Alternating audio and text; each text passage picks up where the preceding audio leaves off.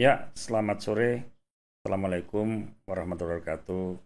Genap pemirsa FW Legal Voice yang saya sangat hormati. Beberapa hari ini cukup menarik perhatian kita semua. Masyarakat dikejutkan dengan OTT, istilah saya OTT salah kamar, ya, di mana eh, tindakan penangkapan, ya, atau yang dikenal dengan OTT yang dilakukan oleh lembaga penegak hukum Komisi Pemberantasan Korupsi terhadap Kepala Basarnas berujung dengan permintaan maaf. Saya tidak memahami sebenarnya apa yang terjadi sehingga ada pergeseran instrumen hukum pidana yang bersifat hukum publik menjadi bersifat hukum privat. Ya, karena kata maaf itu lebih kepada sifat yang sangat personal. Tetapi ada yang penting untuk dipahami oleh kita semua. Peristiwa ini mudah-mudahan ini tidak menjadi akumulasi problem yang menjangkiti eksistensi Komisi Pemberantasan Korupsi yang beberapa waktu berjalan ini terus saja menuai kritik, ya, dari berbagai penanganan kasus hukum yang muncul dan menjadi perhatian masyarakat. Tidak terkecuali kasus OTT Kepala Basarnas ini yang saya katakan OTT salah kamar. Pada masa-masa yang lalu ada yang dikenal dengan sprindik bocor, ya, dan ini cukup fenomenal. Saya berharap mudah-mudahan tidak ada sinisme masyarakat, ya, yang membangun sebuah praduga atau sentimen negatif terhadap lembaga yang sebenarnya sangat dipercaya di Republik ini untuk menangani kasus-kasus korupsi. Hidden enemy, ya, atau agenda tersembunyi apa sesungguhnya yang bisa menimbulkan prasangka-prasangka di hadapan publik ketika kasus OTT Kepala Basarnas ini berujung dengan permohonan maaf, ya. Apakah yang terjadi adalah semacam unlawfully prosedur, ya, tindakan prosedur yang melanggar hukum?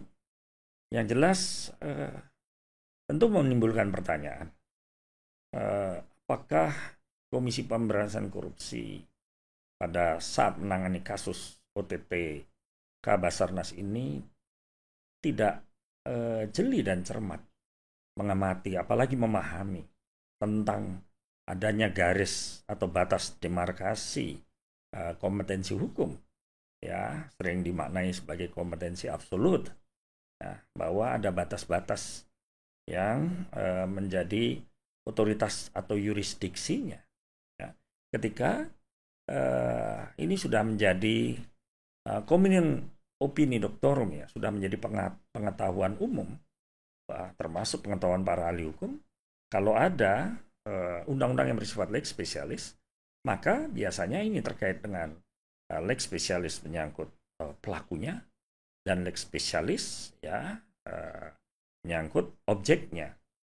Nah, tatkala terjadi perdebatan ataupun protes dengan OTT Basarnas ini, sejatinya tentu orang akan bertanya-tanya, masyarakat akan bertanya-tanya, apakah telah terjadi malpraktek penegakan hukum? Karena tindakan-tindakan atau praktek penegakan hukum itu keluar atau menyimpang dari kompetensinya. Nah, semisal katakanlah tadi saya sampaikan di dalam undang-undang yang bersifat khusus atau lex spesialis itu biasanya tidak mungkin dilakukan oleh orang biasa, karena itu membutuhkan prosedur-prosedur khusus, membutuhkan instrumen-instrumen khusus, ya, menggunakan mekanisme-mekanisme khusus. Apalagi terkait dengan misalnya militer, ya atau anggota TNI, ya apalagi anggota TNI aktif, maka sejatinya ada kompetensi yang sudah diketahui umum, minimal standar para sarjana hukum. Ya, kalau seorang anggota TNI, anggota militer, ya dia memiliki yurisdiksi khusus. Karena itulah kekhususannya itu diatur dalam undang-undang. Dan juga tindakan yang dilakukan ini tidak bisa dilakukan oleh orang biasa. Maka ada mekanisme penanganan kasus kalau terkait dengan seorang aparat TNI ataupun militer aktif. Biasanya ini akan ditentukan oleh Ankum atau peperannya. Ankum itu atasan yang menghukum, dan ada sistem yang sudah mengatur penyerahan perkaranya.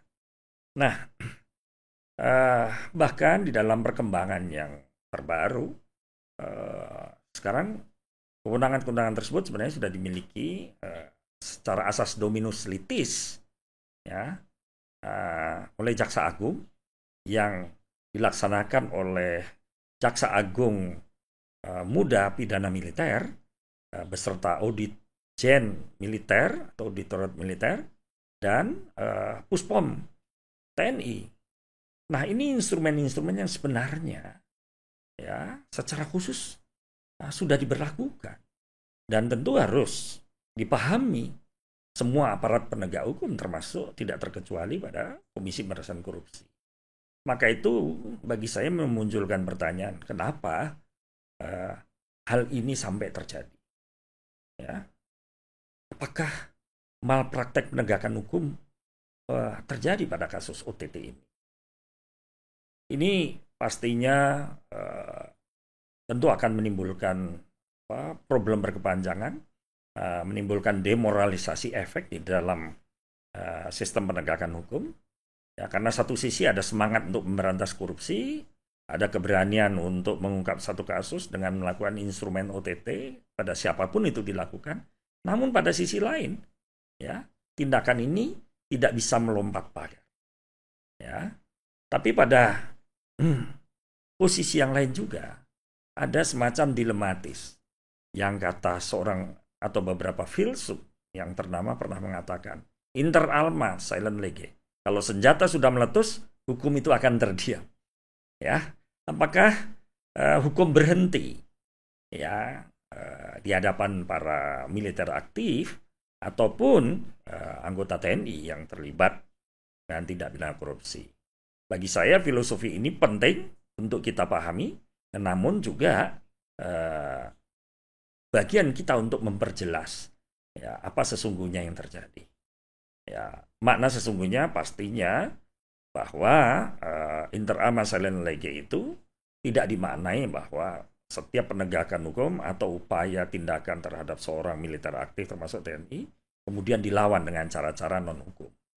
Nah, justru yang ada hemat saya sekarang yang perlu dipahamkan kepada masyarakat, dan ini tidak boleh terjadi, ya, skandal semacam ini tidak boleh terjadi kembali di dalam era penegakan hukum ke depan, karena sesungguhnya sistem pemberantasan korupsi ya sudah memiliki instrumen lengkap.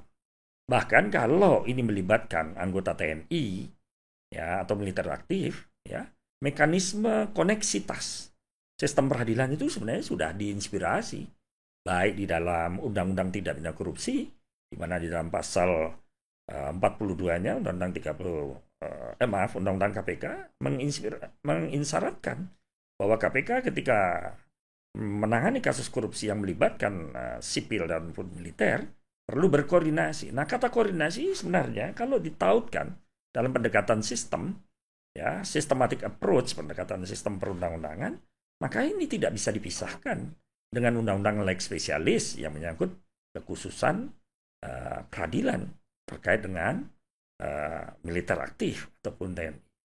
Ini yang saya berharap pada situasi sekarang ini, sistem peradilan pidana ya khususnya tindak pidana korupsi tetap progresif, namun progresivitas itu tentu harus dibarengi dengan pemahaman yang cukup, dan tentu tindakan-tindakan hukum tidak boleh mengandung tindakan-tindakan yang justru melanggar hukum. Ya, menegakkan hukum tapi dengan melanggar hukum itu sebuah anomali yang tidak boleh dipertontonkan kepada masyarakat. Harapan saya sebagai Ketua Mahupiki, ya ke depan paradigma koneksitas sistem peradilan pidana di dalam tindak pidana korupsi mestinya 4 institusi, ya baik kepolisian, kejaksaan, KPK dan Auditorat Militer atau Puspom TNI, ya perlu duduk bersama untuk membangun ya semacam paradigma baru koneksitas pemberantasan korupsi. Dan tentunya penyempurnaan undang-undang tindak pidana korupsi dan peraturan yang terkait untuk itu perlu segera diperjelas. Demikian apa yang dapat saya sampaikan. Mudah-mudahan FW Legal Voice bisa memberikan enlightenment kepada masyarakat.